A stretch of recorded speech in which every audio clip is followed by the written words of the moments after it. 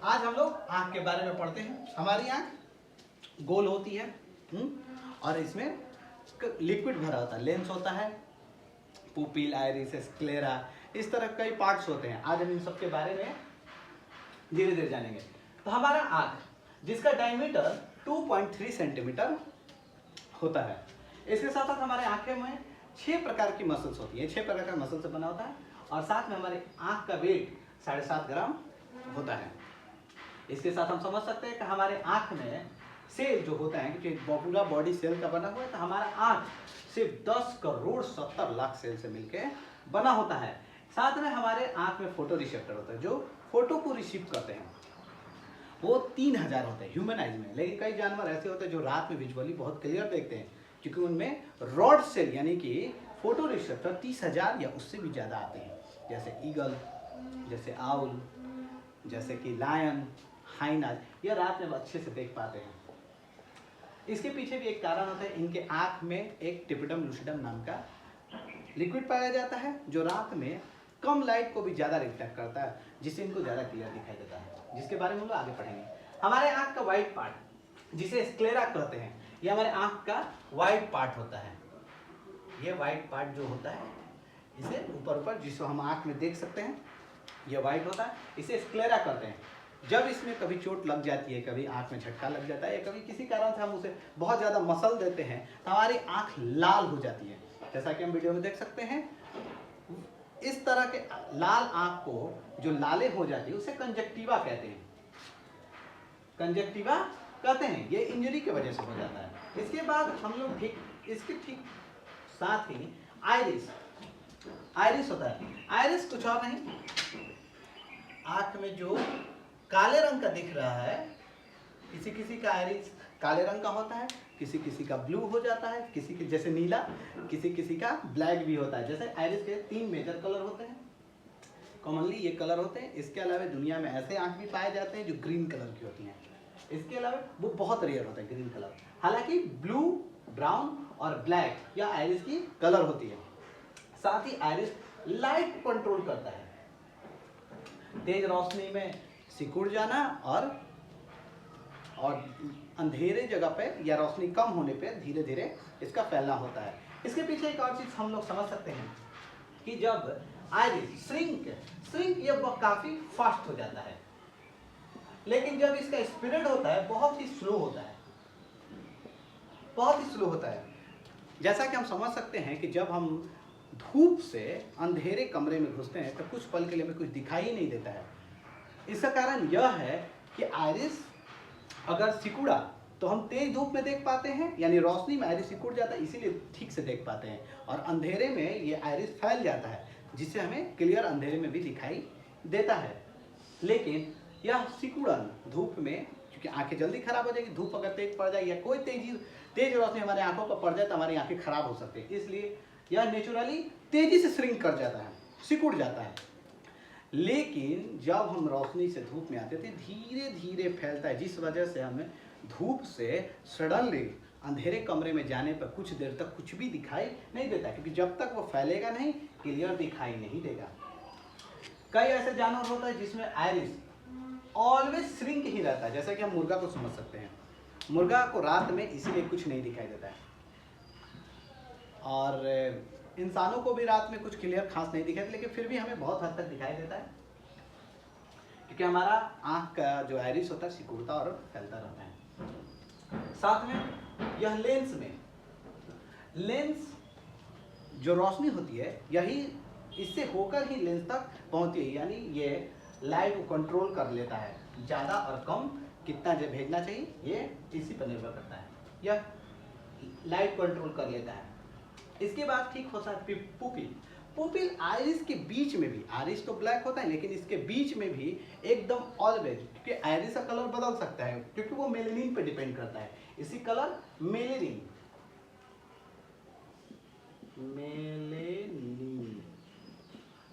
पे डिपेंड करता है। अगर बहुत ज़्यादा मेलेनिन हुआ तो आइरिस कलर ब्लैक हो जाएगा, थोड़ा कम हुआ तो ब्राउन, और एकदम कम हुआ या ना हुआ तो नीले रंग की कैट आई जिसको हम लोग बोलते हैं, इस तरह का आँख हो जाता है।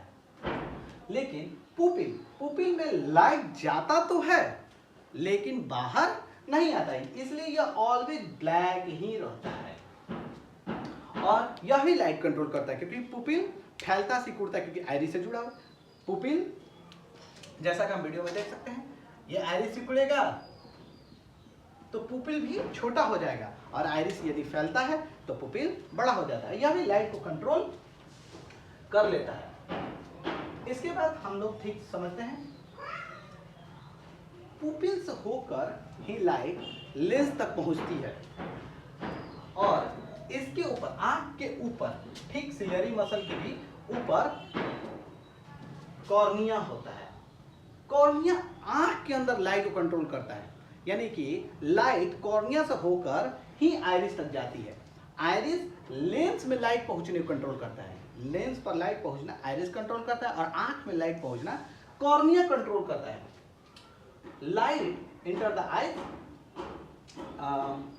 और जब हम लोग आंख डोनेट करते हैं तो ऐसा समझ सकते हैं कि आंख डोनेट करते समय कॉर्निया का ही डोनेशन करते हैं। इसे इस तरह से समझ सकते हैं, जैसे कि हम कोई भी फ़ोन खरीदते हैं या कोई भी इंपॉर्टेंट चीज़ खरीदते हैं तो उसे एक कवर से ढक देते हैं, यानी कि टेम्पर ग्लास की तरह। फ़ोन का जैसे टेम्पर ग्लास होता है, तो जब कभी भी आँख खराब हो जाता है तो टेम्पर ग्लास ही खराब होता है, क्योंकि वही ब्लर हो जाता है, किसी कारण चोट लगने की वजह से खराब हो जाता है, कभी कभी एज के हिसाब से खराब हो जाता है।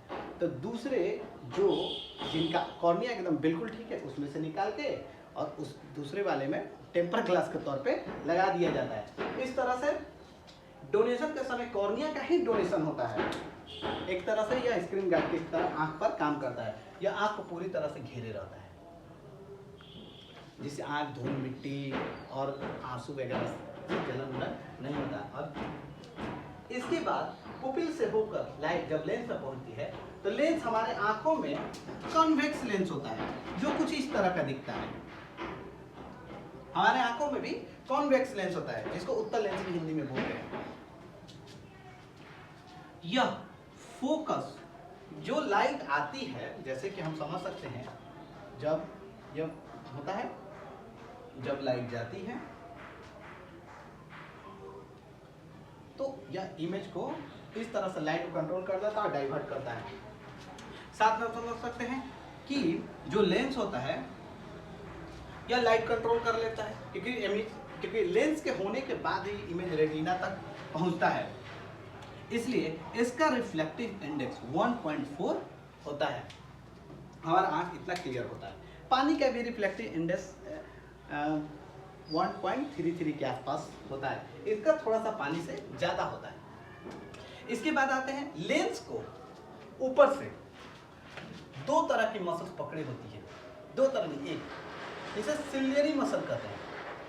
जैसे किसी भी चीज़ को, दूर की चीज़ को देखने के लिए पतले लेंस की आवश्यकता पड़ती है।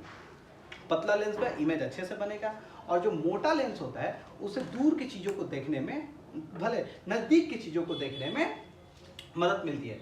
तो हमारा लेंस ऑटोमेटिक तो फैल और सिकुड़ नहीं सकता है। तो यही जो सिलियरी पेशियां हैं, जब हमें दूर देखना होता है तो थोड़ी खींच जाती है, इसीलिए हम लोग आँख बड़ा करके किसी चीज़ को देखते हैं। कुछ कुछ जानवरों में तो ये बहुत बड़ा ऑटोमेटिक ही होता है।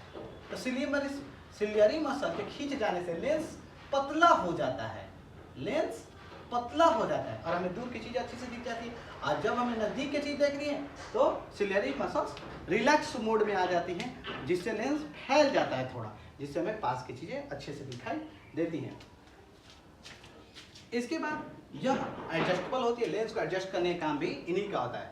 इसके बाद हम लोग क्रोइड को समझते हैं।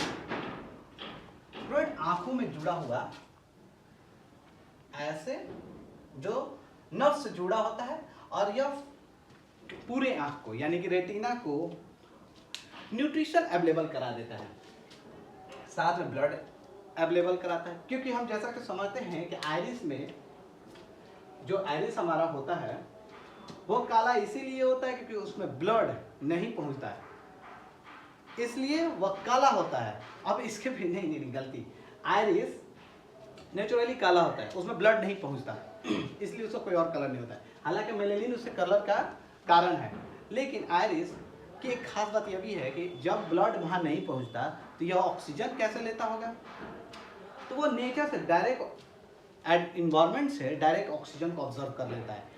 हमारे आंख में यही एकमात्र बॉडी पार्ट है जिसमें, हालांकि बाल और नाखून है तो वो डेड है, लेकिन आइरिस एक्टिव सेल होने के बावजूद इसमें ब्लड रिसेप्टर्स नहीं होते। जहाँ खून नहीं पहुंचेगा तो इसमें ऑक्सीजन भी नहीं पहुंचेगी, यह इन्वायरमेंट से ऑब्जर्व कर लेता और बाकी ये न्यूट्रिशन को भी सप्लीमेंट कर देता है और ब्लड तो सप्लीमेंट करता है।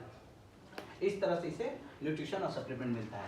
तो जो क्रोइड होता है ये न्यूट्रिशन और सप्लीमेंट पूरे आंख को पहुंचाता है।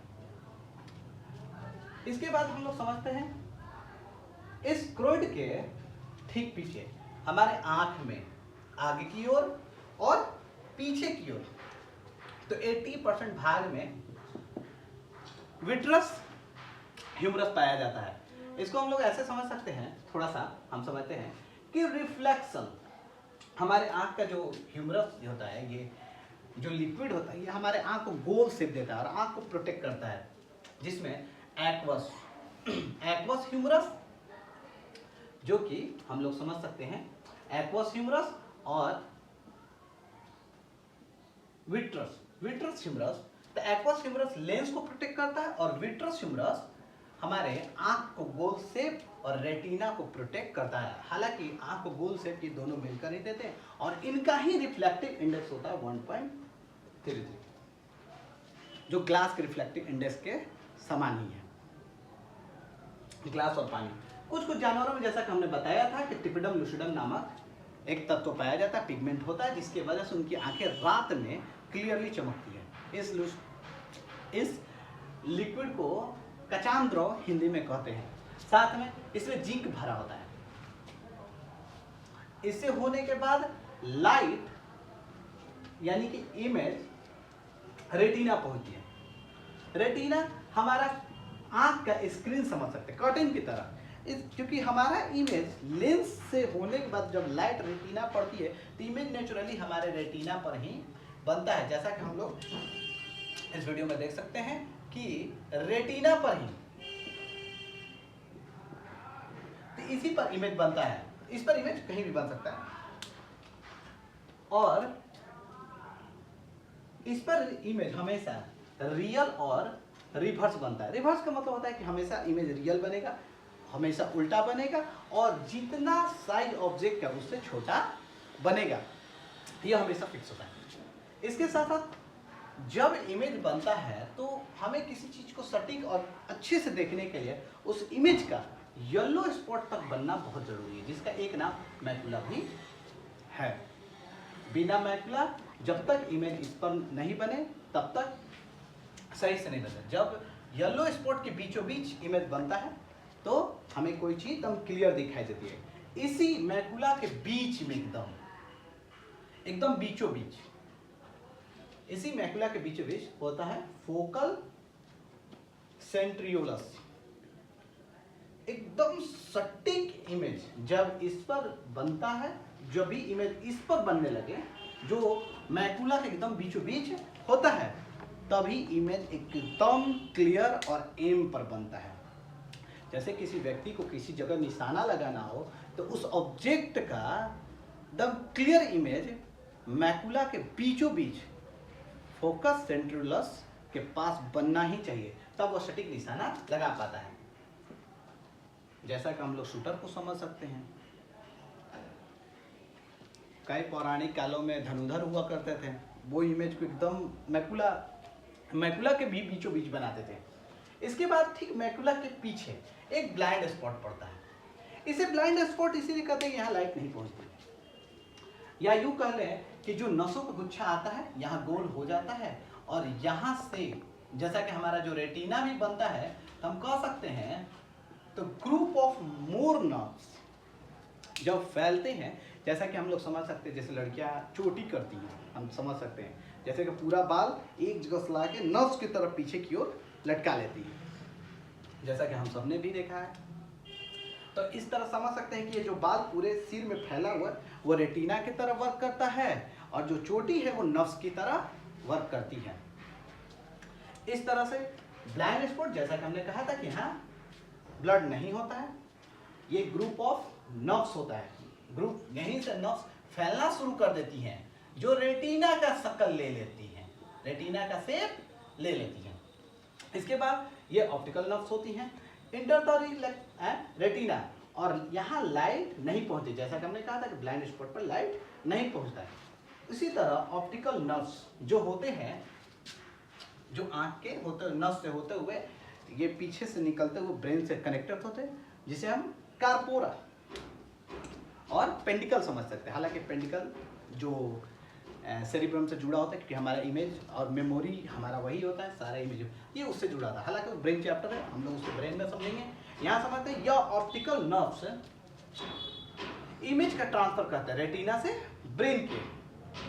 यह ऑप्टिकल नर्व्स जब रिसर्च हुआ तो पाया गया कि दो तरह के होते हैं, कुछ कोन शेप के होते हैं, कुछ रॉड शेप से। रॉड शेप वाले लंबे लंबे होते हैं, कोन शेप वाले कुछ गोल इस तरह के होते हैं। जैसा कि हम आप लोग वीडियो में देख सकते हैं, यह नर्व्स कई चीजों को कंट्रोल करते हैं। जैसे कि हम लोग कोन की बात कर लेते हैं, जैसा कि हमने कहा था नर्व्स दो तरह के होते हैं, एक कोनिकल होता है, एक रॉड शेप का होता है। तो कोन शेप से ही हम लोग कलर की पहचान कर सकते हैं। हम लोग अलग अलग कलर को देखने के लिए कई तरह के अलग अलग कोन नर्व्स होते हैं। इसके साथ इसमें प्रॉब्लम आने की वजह से कलर ब्लाइंडनेस हो जाता है। इसके बाद डाल्टोनिज्म, इसमें रेड कलर बिल्कुल ही नहीं दिखाई देता है, जैसा कि कलर ब्लाइंडनेस में रेड ग्रीन की तरह दिखाई देता है।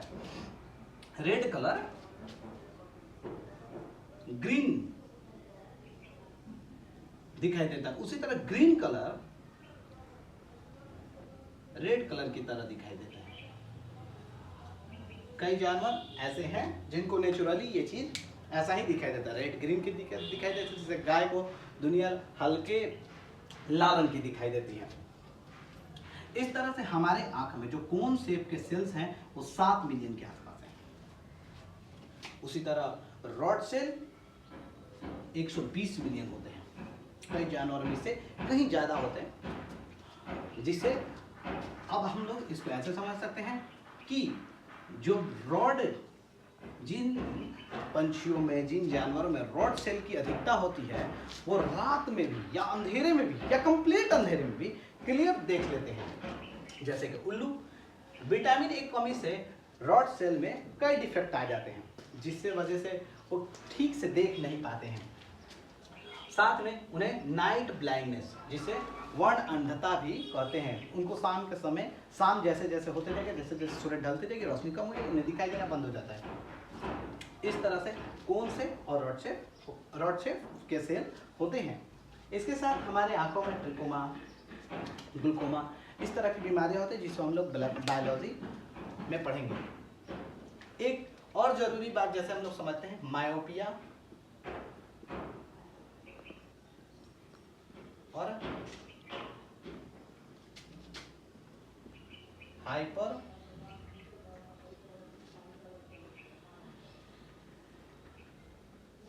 मायोपिया,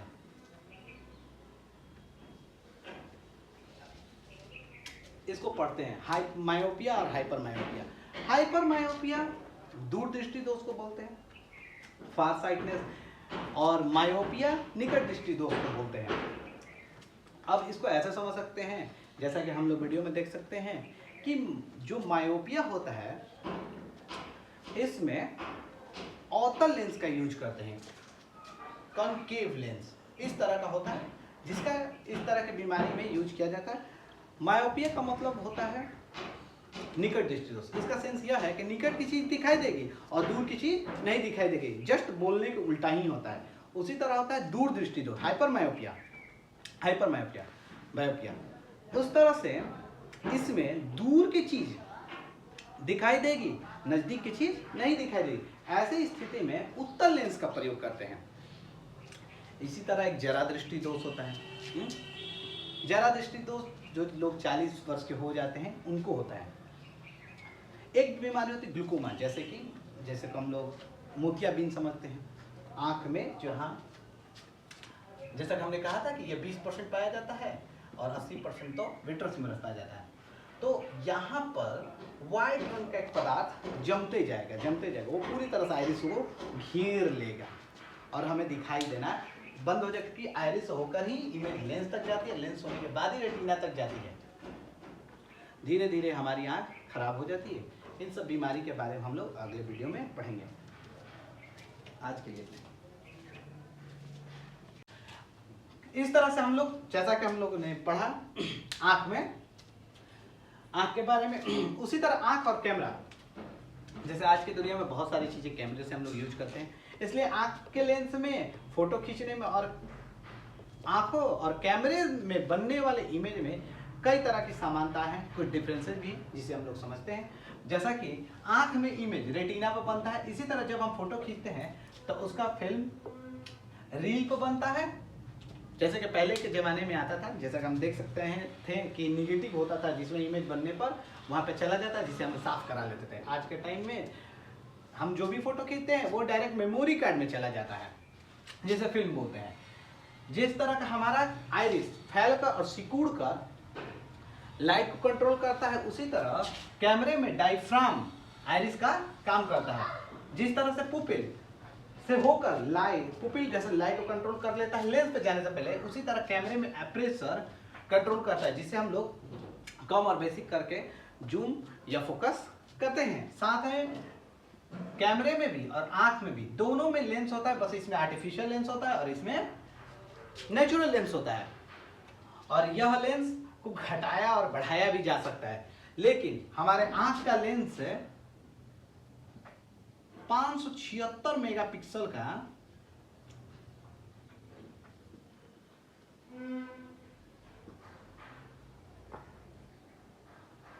का होता है हमारे आंख में, क्योंकि हम लोग जो फोटो खींचते हैं उसे मेगापिक्सल में रिकॉर्ड करते हैं, उसका मेजरमेंट मेगापिक्सल में करते हैं। हमारे आंख का जो मेगापिक्सल है 576 मेगापिक्सल होता है, जबकि कैमरे का अभी तक इससे भी ज़्यादा किया जा सकता है और घटाया बढ़ाया भी जा सकता है, क्योंकि ये आर्टिफिशियल होता है। हमारा एकोमोडेशन यानी आंख को देखने के लिए, माने क्लियर देखने के लिए एक मिनिमम दूरी 25 सेंटीमीटर होनी चाहिए। इससे ज़्यादा पास लाकर किसी चीज़ को नहीं पढ़ना चाहिए, नहीं देखना चाहिए। उससे ज़्यादा दूर की चीज़ों को भी नहीं देखना चाहिए। पढ़ाई पढ़ते समय एक मिनिमम दूरी, क्योंकि हमारा आंख इतनी दूरी तक एकदम क्लियर दिखता है, जिसमें कोई परेशानी नहीं होती है। इसके बाद हमारे आंख का फोकस लेंथ 2.5 सेंटीमीटर का होता है। कुछ ऐसे भी जानवर होते हैं जिनका एकोमोडेशन और फोकल लेंथ इससे ज़्यादा और कम भी होता है, जैसे चींटियाँ वगैरह। कई ऐसे जानवर जिनकी आंख बाहर की ओर होती है, जैसे कि चींटियाँ। कुछ ऐसे भी जानवर जिसमें 6 आंख होती हैं, जैसे स्पाइडर वगैरह, कई आंख होते हैं उनके।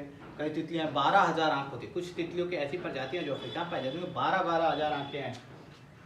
इसके अलावा हमारे आंख में जैसा बताया मायोपिया, हाइपरमेट्रोपिया, प्रेस बायोपिया, इस तरह की बीमारियां भी हो जाती है। ये सारे प्रॉब्लम कैटरेक्ट की वजह से होते हैं। कैटरेक्ट यानी कि हमारे रेटिना पर बनने वाले इमेज कभी ऊपर बनना, कभी नीचे बनना, कभी आगे की ओर बन जाना, कभी पीछे की ओर बन जाना। इसे हम लोग एक अलग वीडियो में पढ़ेंगे।